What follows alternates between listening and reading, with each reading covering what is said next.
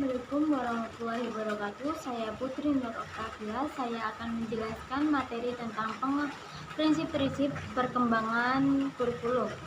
Perkembangan kurikulum menggunakan prinsip yang telah berkembang dalam kehidupan sehari-hari atau justru menciptakan prinsip-prinsip baru. Oleh karena itu, dalam implementasi kurikulum dalam pendidikan sangat memungkinkan untuk menggunakan prinsip yang berbeda dari kurikulum yang digunakan di lembaga pendidikan lain. 1. Prinsip berorientasi pada tujuan. Maksudnya adalah pengembangan kurikulum diarahkan untuk mencapai tujuan tertentu yang bertitik tolak pada tujuan pendidikan nasional. Yang kedua adalah prinsip relevansi. Relevansi sendiri bermakna serasi atau sesuai. Jadi, jika mengacu pada prinsip relevansi, setidaknya kurikulum harus memperhatikan aspek internal dan eksternal. Aspek internal contohnya adalah tujuan, bahan, strategi, organisasi, dan evaluasi. Sedangkan aspek eksternal contohnya adalah tuntutan teknologi dan sains, tuntutan potensi siswa, dan tuntutan perkembangan kebutuhan masyarakat. Perkenalkan, nama saya Restu Aji Dinar Pamungkas. Saya akan melanjutkan presentasi dari teman saya sebelumnya. Saya di sini akan menjelaskan tentang prinsip efektivitas dari pengembangan kurikulum. Sebuah kurikulum yang dirancang sedemikian rupa guna memudahkan manusia atau seperangkat manusia di dalam sekolah agar tersistem dan tidak membebani anggota di dalam sekolah tersebut. Dari segi kata sendiri, efektif berarti adalah segala sesuatu yang dikerjakan tanpa membuat suatu hal yang sia-sia, sehingga hal yang dikerjakan tersebut menjadi mubazir. Dalam pendidikan dan kurikulum, prinsip efektivitas ini berarti adalah segala sesuatu kegiatan yang dikerjakan dalam sekolah adalah suatu kegiatan yang efektif guna mensukseskan tercapainya tujuan belajar itu sendiri.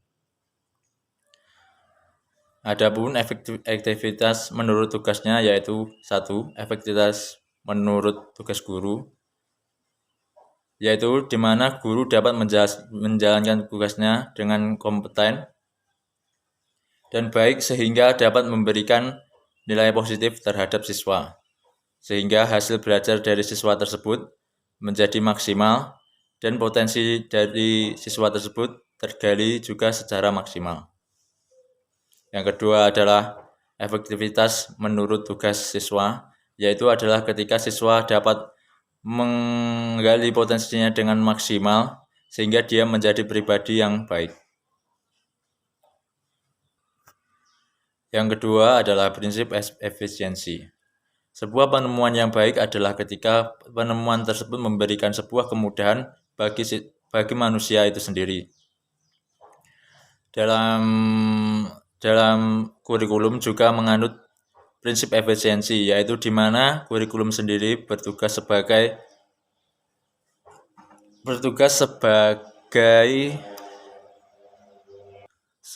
gerak motor dari pendidikan, di mana kurikulum atau siswa atau guru dapat memanfaatkan fasilitas yang diberikan sekolah guna menunjang pembelajaran agar pembelajaran menjadi maksimal. Sehingga jika pembelajaran terjadi secara maksimal, pemahaman siswa juga akan semakin meningkat. Hal tersebut berimbas pada penghematan tenaga dan juga biaya yang dikeluarkan oleh sekolah itu sendiri. Yang ketiga adalah adanya prinsip kontinuitas, di mana pembelajaran atau isi dari materi tidak akan terjadi pengulangan atau saling berhubungan satu sama lain.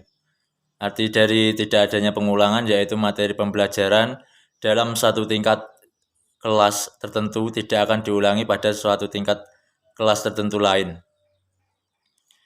Hal ini juga menghindarkan dari adanya kebosanan atau pengulangan materi pembelajaran yang berulang-ulang sehingga membuat siswa menjadi bosan. Demikian presentasi dari saya. Jika ada kurang lebihnya saya mohon maaf. Akhir kata, wassalamualaikum warahmatullahi wabarakatuh. Assalamualaikum warahmatullahi wabarakatuh. Perkenalkan, nama saya Rizky Aditya Kurniawan. Di sini saya akan membahas tentang prinsip fleksibilitas. Prinsip fleksibilitas artinya bahwa kurikulum harus bersifat luas, lentur, dan tidak kaku, terutama dalam hal pelaksanaannya. Dalam pengembangan kurikulum mengusahakan agar apa yang dihasilkan memiliki sifat luas, lentur, dan fleksibel dalam pelaksanaannya, memungkinkan terjadinya penyelesaian situasi dan kondisi serta latar belakang siswa. Pada fleksibilitas ini harus memperhatikan dua sisi, yaitu fleksibilitas bagi guru, yang artinya kurikulum harus memberikan ruang gerak bagi guru untuk mengembangkan program pengajaran sesuai dengan kondisi yang ada. Yang kedua, fleksibilitas bagi siswa, artinya kurikulum harus menyediakan berbagai kemungkinan program pilihan sesuai dengan bakat dan minat siswa. Yang G, prinsip sinkronasi. Sinkronasi kurikulum harus dikembangkan dengan menguasakan agar semua kegiatan kurikuler, ekstrakurikuler, dan kokuliner serta pengalaman belajar lainnya dapat berjalan dengan seimbang. Jangan sampai satu tujuan kegiatan kuliner ini menghambat dan mematikan kegiatan-kegiatan kurikuler lainnya, termasuk dengan kegiatan ekstra dan kokulier.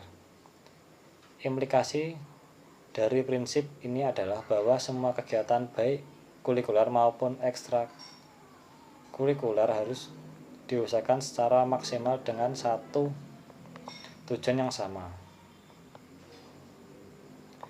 Yang H, prinsip demokrasi. Demokrasi pendidikan merupakan demokrasi yang diberikan kepada pendidik yang sama pada semua orang, tanpa membeda-bedakan ras, warna kulit, kepercayaan, dan status sosial.